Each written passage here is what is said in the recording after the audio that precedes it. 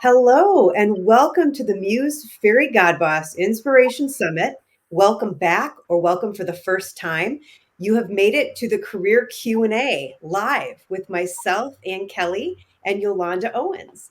So we are both coaches here at Fairygodboss the Muse. I'll tell you a little bit about my background. So I have been working in the career coaching space for 10 plus years. We often say on resumes, 10 plus years. And I have a background in higher education, in marketing and advertising. I've worked with Fortune 10 brands down to startups, worked in the tech space, kind of everything you can think of. So that's my introduction. And I'd love, Yolanda, can you tell us about you? Sure, sure. I've also been in the career space 20 plus years. I started off as a corporate recruiter and then segued into running my own coaching business about 10 years ago. And have been with the Muse for a very, very long time. Isn't that great? And Yolanda, that's so funny because doesn't the question come up from people all the time is what should I put on my resume? Should I say 20 plus? Should I say 10 plus? So Exactly. there, everybody listening, right? There's the example of you got to do what fits you best. Put that answer that's out there. So I love that. That's fabulous. Yes, 20 Well, plus years, and I started when I was 10. right. That's right. And we're not even going to do the math because you look 18. So there you go. So please, if you're here joining us, please put your career questions in the chat. We would love to answer any questions that you have about your careers.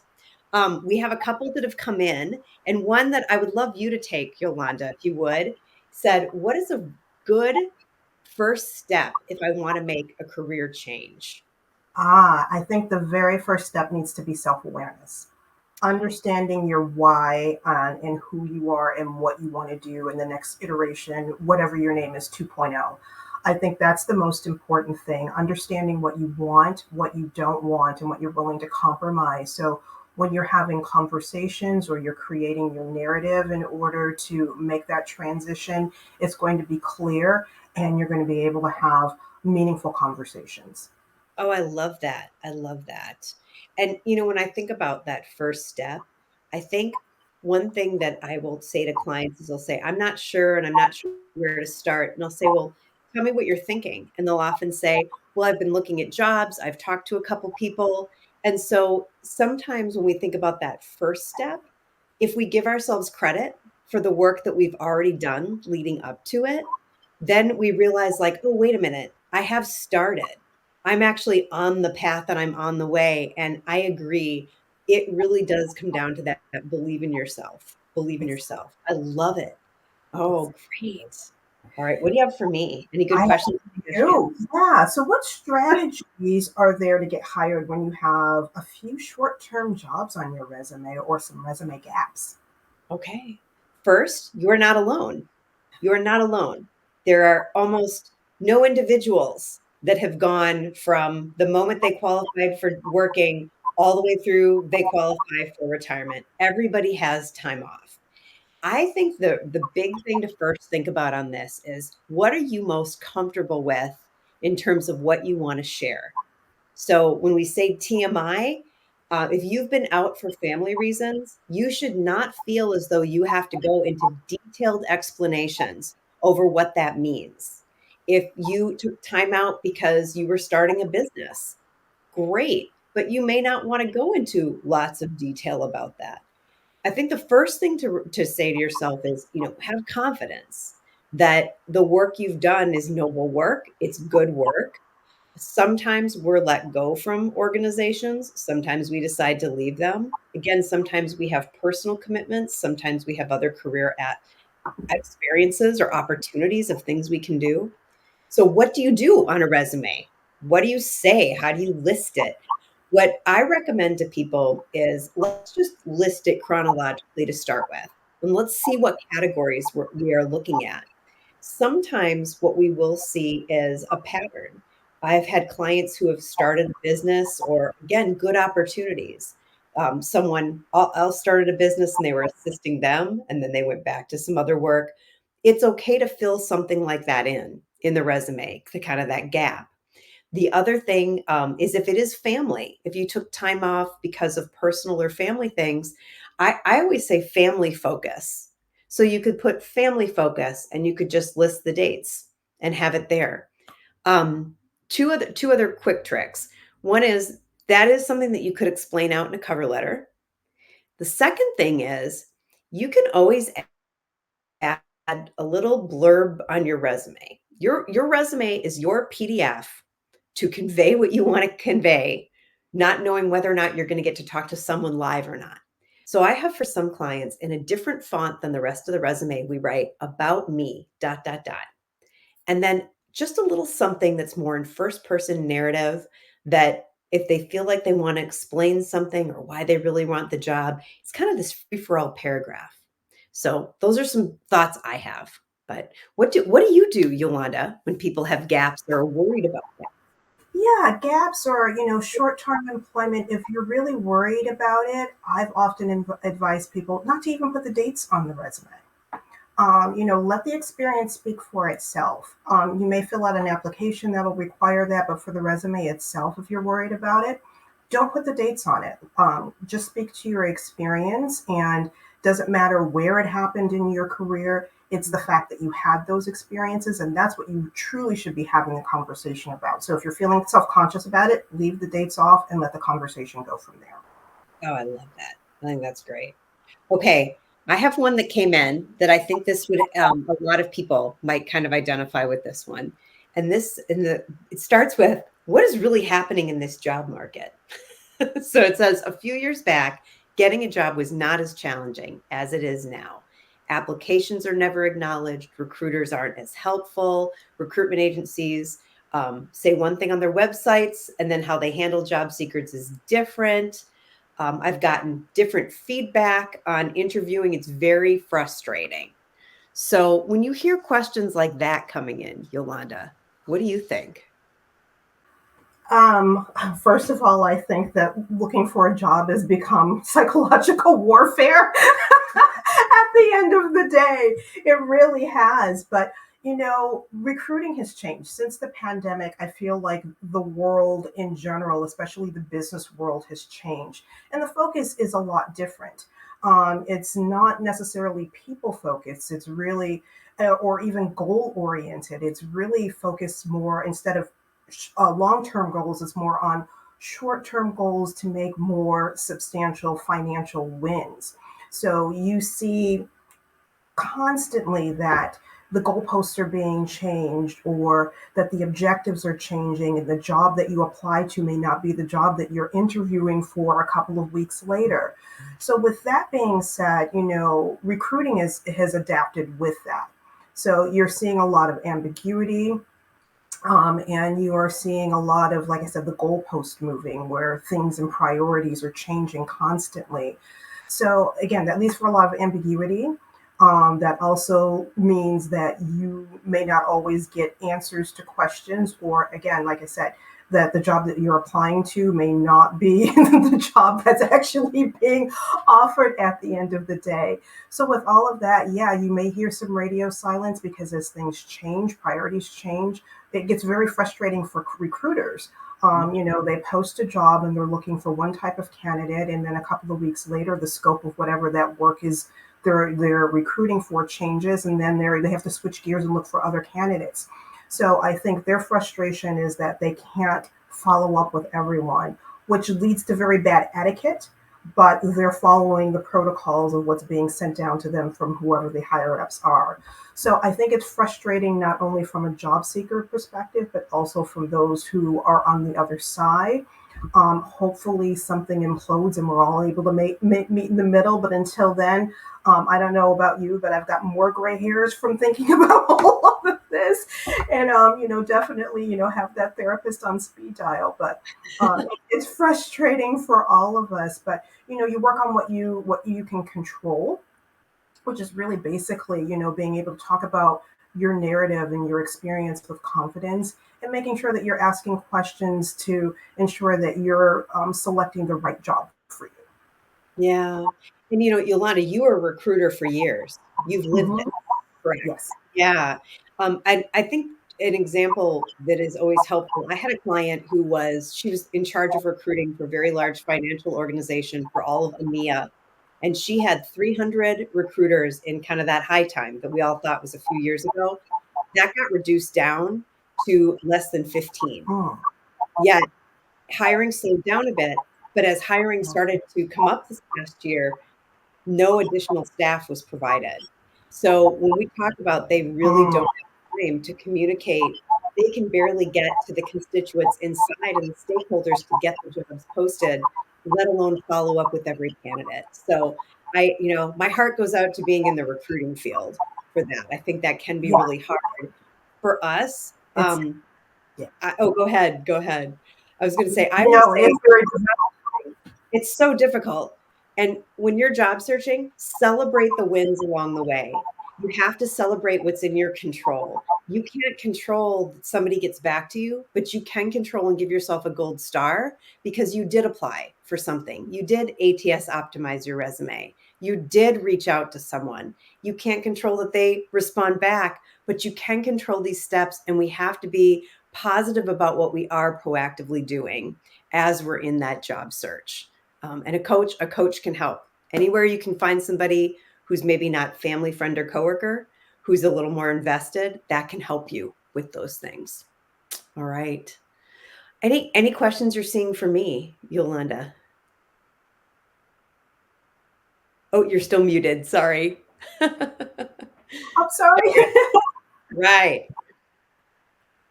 We had one that came up in the chat box. Someone's asking, are cover letters important still nowadays?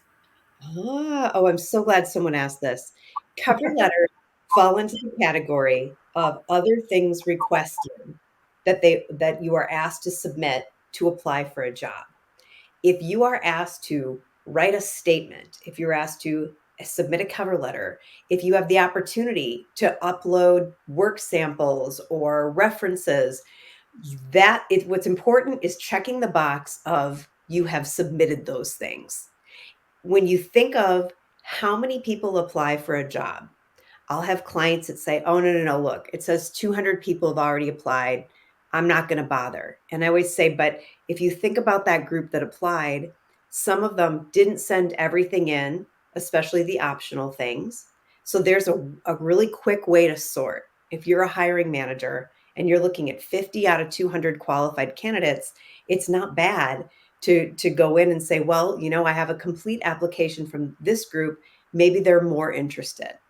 Is that true? Not necessarily, but when you're on that other side of that desk trying to select it, it can be helpful to know that they turned in the documents. Um, I'm going to encourage everybody, Chat GPT, your AI companions do a really good job on first drafts of cover letters. You can send them your resume and the job description and ask for the first draft. You're still going to have to work with it, so you can't just take it as is and submit it, but it helps so much to have an outside source draft that for you.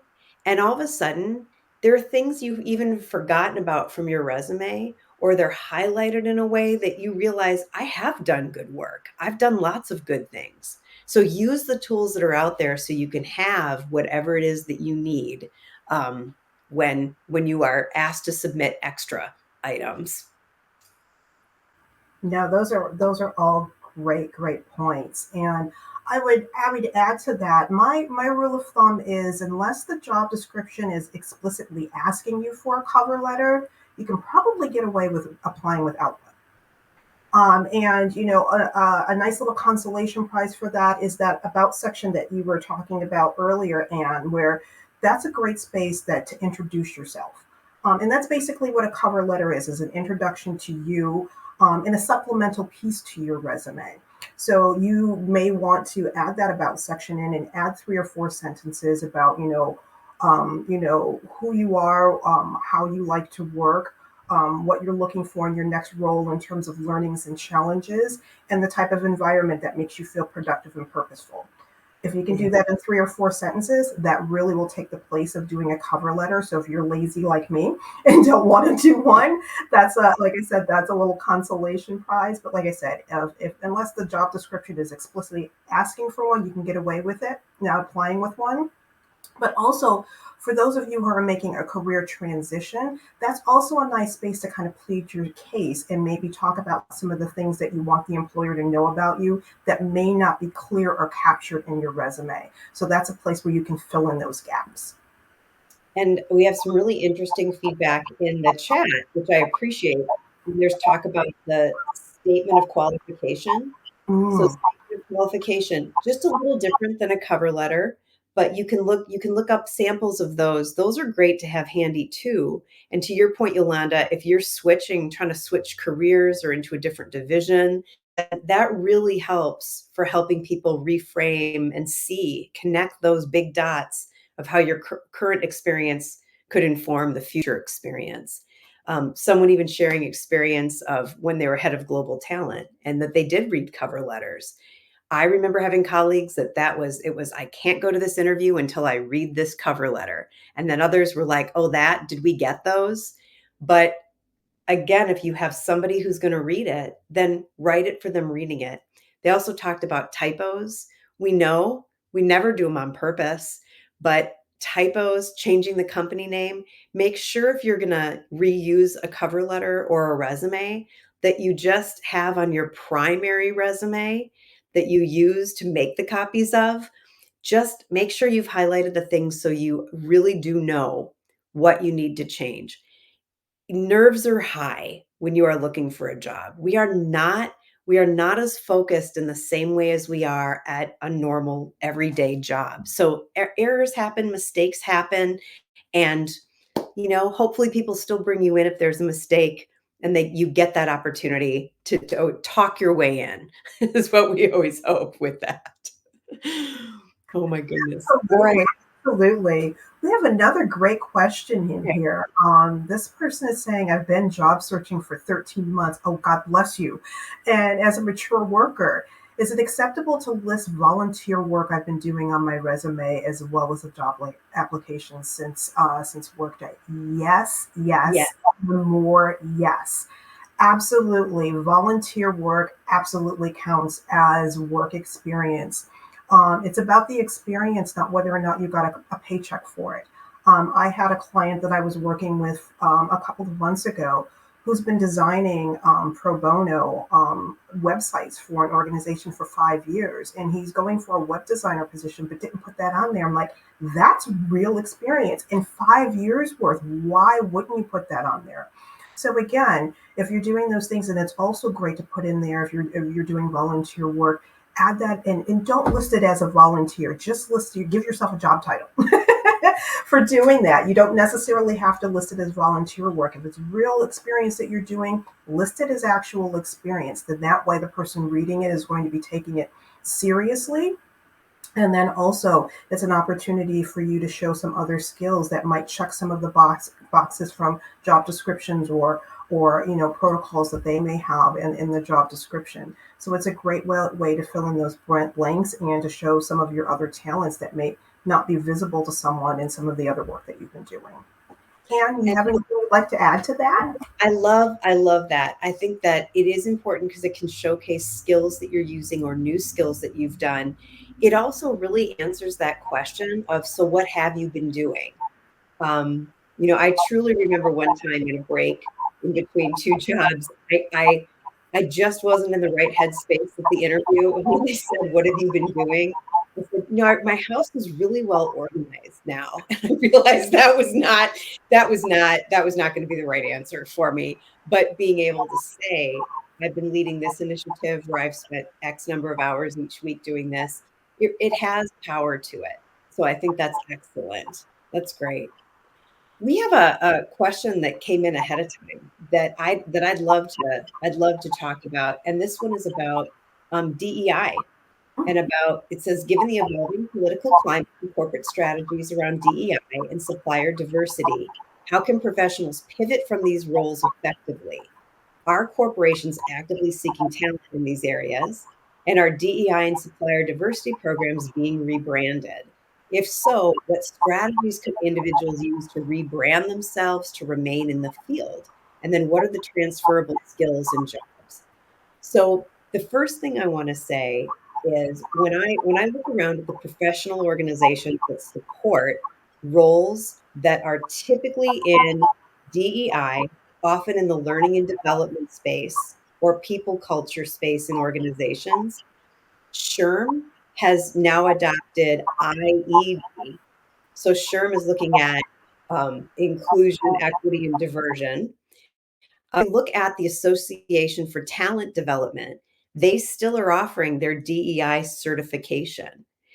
They list DEI as one of the 23 competencies for somebody who's earning that certification. So again, it's a part of a bigger part that's there.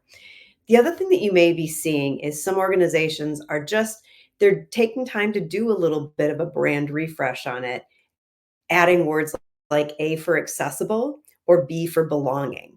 So I've been in the workforce a very long time. This is my third to fourth recession. I've been there before the words DEI were being used, and we were using other acronyms for that. I feel like there's been three major shifts in my career when it comes to talking about this.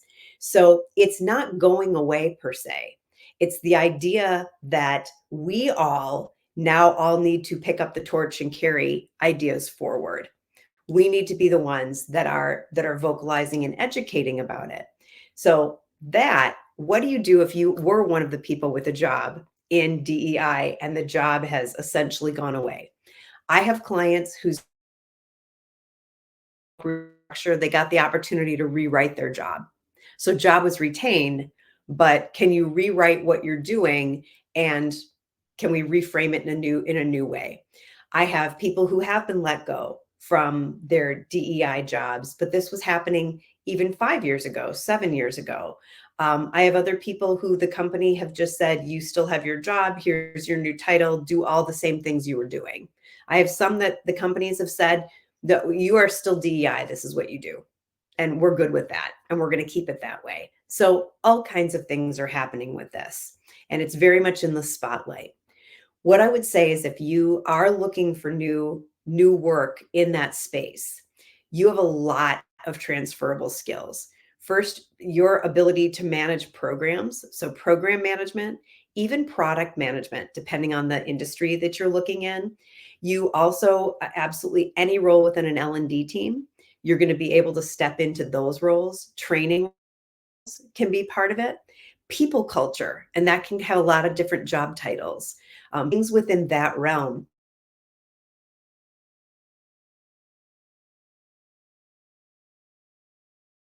get into play and see how that works. There are always ways to take the experience that you've had in any job and put those transferable skills out there in a way that makes sense for a new job of interest. So I think things are wide open. Oh, there we go. Things are wide open for that. Yep. Absolutely, absolutely. Yeah, I don't think it's going away. Like you said, I think it's being called different things, and people are kind of recalibrating. So the principles I think are still in place, but being called different things. And like I said, the companies are recalibrating. And you brought up some really, really great, transferable skills. And change management is also a huge one. That if you're looking to rebrand yourself in that space, going into change management, like you said, program management, project management, learning and development, those are all great things. So well said. Well said. Okay. All right. Um, Another question I see here is what next steps do you recommend for someone in a current role? I want to grow my career, but I feel like there aren't opportunities to do so. So what do you think, Yolanda? Can you repeat the question? You were breaking up just a little bit on Sure. my Oh, here. hey, internet. This says, what next steps do you recommend for someone who feels stuck in their current role? So if they feel stuck in their current role, what next steps do you recommend? Yeah, first of all, discovering what it is that's making you feel stuck. Why are you feeling stuck? And, is it something that is in your head, or is it something that's actually tangible that you can begin working on? And it's great. This is one of the reasons why having a coach to help you talk through these things is really, really helpful, because it's very easy to ruminate in your head and think that the world is against you when you're starting a job search or you're making a career transition. So going back to what we said at the beginning of the conversation, understanding the why and then being able to kind of parse out things from there, that's really, really helpful. And then the other thing that we've already talked about is understanding what your transferable skills are. I think often people default that they're looking for a new job, or they're starting fresh in their career and that they need to start in the mailroom. But that's usually not the case. You usually have a lot of transferable skills that you can repurpose in other roles. So it's just a matter of kind of cherry picking those roles that are relevant to what you've been doing, and then thinking about those ways that you added value that adhere to that, and creating a new narrative for yourself. That way, when someone's looking at your resume, it doesn't leave any room for confusion. They're going to be very clear as to where that apples to apples comparison is, as to what you've accomplished in your career, as opposed to and how that aligns with what it is that they need this person to do in this role. So, just kind of taking a step back, again, being very self-aware, and looking at what you've done and what you could potentially do with the skills that you already have in your arsenal, and then taking the ball and running with that. I love that. I think too, when we feel stuck, we often feel like, oh, my manager won't be okay approving me working on this project. And there are things we all do in our job that are not in our job descriptions, but that are things we enjoy or we want to contribute to. So I remember early on, I worked in advertising early on, and our firm didn't have anybody who was doing any kind of talent development work. And I became the person people kept gravitating to ask questions. How do I handle this? What about this? And I just started doing that work. I didn't think twice about it until applying at another firm. And when they talked about managerial experience, they said, what about when it comes to developing talent? And everything just clicked. And I said, absolutely. I'm the lead for people coming to it and on our account service side of the agency for talent development. And all of a sudden I'm sitting there in the interview speaking about it, realizing kind of in my late 20s, I am doing this. Like, this is real. I can claim this and add this. I've also done that in other jobs. Some jobs, even if I was told, like, you don't have that title, so you can't claim it. All right, well, I don't claim it at that job, but I can absolutely go to the next job. And it is true for me to have on my resume that I did those specific tasks. It doesn't matter that that wasn't my title. If I did those things, that is work that I did, and it's very valid. So I think that's something to think about when you're feeling stuck too, is what what can you do that isn't disruptive in a bad way, that allows you to exercise some of the skills you're looking for? Yeah.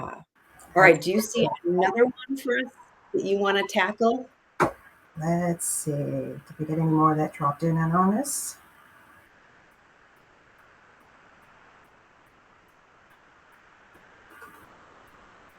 I have a speed round question. You want to do some speed round questions? Sure. That sounds Okay. like fun. Okay. Real quick. And I was forgetting I had speed round questions, so this is great. All right. What's the biggest mistake you see job makers making? Job seekers making? I think the one that I coach people most on is that they feel that they can't apply for a job if they don't tick 100% of the boxes. And I would say literally they don't apply. They spend more time thinking about it than just applying. Okay. Exactly. What's the best thing you've seen a job seeker do recently to help them reach their goals?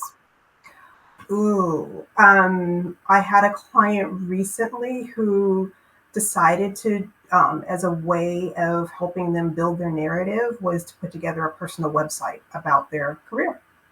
I love that. And I thought that was such a great idea. And this person is in the creative space. So It's also something that could double as a portfolio for them. So I was just like, great. So I thought that was great. And again, what a great way to be able to kind of map out your narrative, putting it into that type of space as a website. And I love the word narrative. I'm always telling my clients, control your narrative, and you can really control your narrative with a website. My answer to that one, I'm thinking about a client I'm currently working with who I have never seen a client practice their interview questions so often and so well.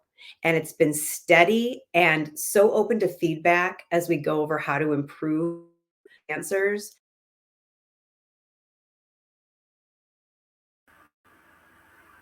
Up, Anne, you've frozen up a little bit there. Oh, we've lost Anne. Well, we have just a. Oh, there you are. You're back. Great. Take it away, Yolanda. No, I was going to let you go ahead and finish your Oh, response. I thought so. She's just doing such a great job. And then she got the second round interview, and it's not actually, it's third round interview. So just checking in at each step and just knowing those little bits of refinement, but just that dedication of I'm going to make this happen. And she's terrified of the interview process and prepping. So I just thought that was incredible and amazing. That's pretty awesome. That is Yeah. pretty awesome. All right, my last one for you is, what is your favorite word of wisdom or phrase that you share with clients? It's a phrase my grandmother always uses that it comes in handy often. She always used to say, "You can't catch a fish unless it opens its mouth." So when you're in a job search, it's really important to let people know what you're looking for and be clear what it is that you're looking for, so help can come from the right places. Oh, I love that. And so it's, you can't catch a fish unless its mouth is open. Is that the phrase? Hmm. Can't catch a fish unless its mouth is open. Oh, I love that. I love that. I find that my running narrative with the people that I get to work with is, you are so talented. Don't forget that, and no one can take it away from you. So often people will come to me for coaching because there has been a bad work situation. There's some bad management, bad leadership, and we have to get over some of that. We have to figure out, how do we go forward? How do we read a job description without reading in all the, this is just going to deep dive and go south like everything else went. And I always say, remember that. Your resume is a really nice celebration of everything you've accomplished in your professional career. The amount of work you've done is incredible, especially given most of us have limited resources. We don't have the best trained individuals that are working for us or with us. We are all doing the best we can with what we have. And it's pretty amazing when you get to tell that story and that narrative. So remember that you do have so much talent and no one can take that away from you. So Such a great takeaway. Amazing insights, you two. And Yolanda, I was taking notes and I saw the chat was just so busy as you shared so many impactful takeaways and insights. I'm sad to say that we are wrapped for this session, but there are some questions that we were not able to get to due to timing. So I wanted to take an opportunity to make a quick plug that we have an upcoming office hours. This is another free event hosted by the Muse and Fairygodboss, where Yolanda, who was kind enough to join us today, will be taking the virtual stage again. That is on Thursday, May 29th. We'll drop the link in the chat so that you can register and hopefully get some of those questions that weren't answered today, maybe answered during that session. You can also book time with any of the coaches here, any of the coaches within our network on themuse.com or on fairygodboss.com. Thank you both again for your time and your expertise. It was such a pleasure having you. And please stay tuned for those listening in. We have our next panel coming up, which is Defying Gravity, Reaching New Heights in Your Career. We'll be back on the virtual stage in just a minute. Thank you both.